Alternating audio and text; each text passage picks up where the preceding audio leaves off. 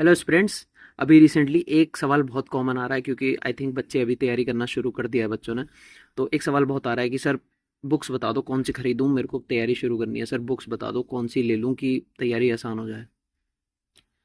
देखो, इस वीडियो में मैं ये बात करूंगा कि क्या बैंकिंग की तैयारी के लिए बुक्स खरीदना ज़रूरी है, लाइक हार्ड कॉपी चाहिए बुक्स की। मेरा आंसर है नो। क्यों नो वो भी बताता हूँ। बिना बात नहीं बोलता मैं कोई चीज़।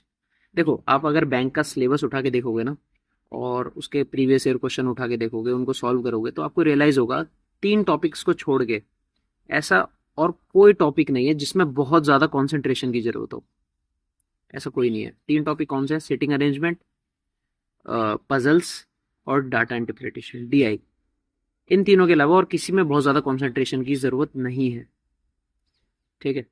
तो आप सिर्फ और सिर्फ अगर आपको खरीदनी ही है बुक, ठीक है, तो आप सिटिंग अरेंजमेंट और डी देखो, इस इन इन तीनों के लिए तो मैं रिकमेंड करूंगा। ऐसे नहीं कि आप खरीद लोगे तो बहुत बढ़िया है, मैं तो बोलूंगा कि खरीद दो, क्योंकि इनमें कंसंट्रेशन चाहिए। और जब मेंस पीओ मेंस के लिए आप जब जाओगे ना तो ऐसे ऐसे सवाल आएंगे कि बंदा झूल जाएगा।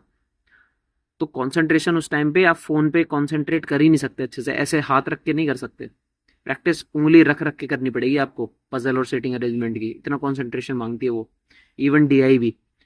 तो आप सेटिंग अरेंजमेंट और पजल की एक कंबाइन बुक आती है, अड्डा 24/7 की है वो। और डीआई के लिए भी एक कंप्लीट बुक आती है, अड्डा की ही है वो भी। और किसी की अगर आप खरीदना चाहो तो वो भी खरीद सकते हो, बट इन इन तीनों टॉपिक्स के लिए मैं बुक जरूर रिकमेंड करूंगा।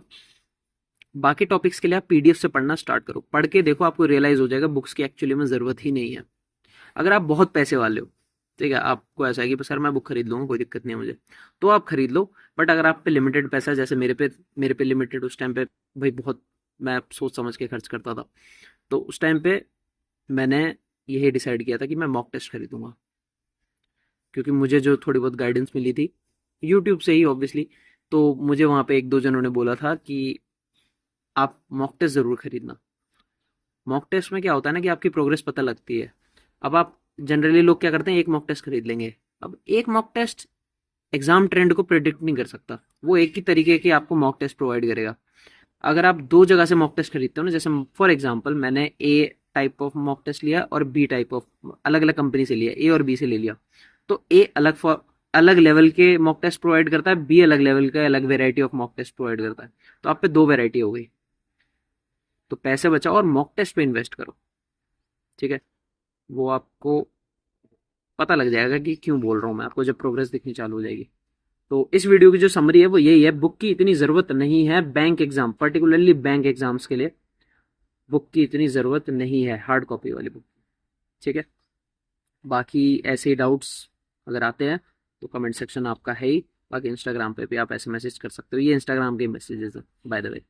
चलो, all the best and bye bye.